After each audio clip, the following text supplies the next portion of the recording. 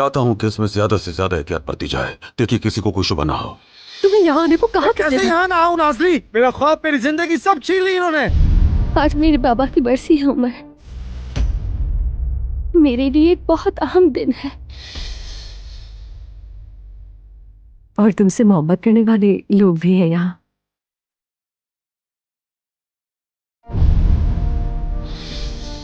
नाज़ली ऐसी फजूल बातें करने में माहिर है ये। वो एक बहुत अच्छा लड़का है, मगर थोड़ा आवारा मिजाज है।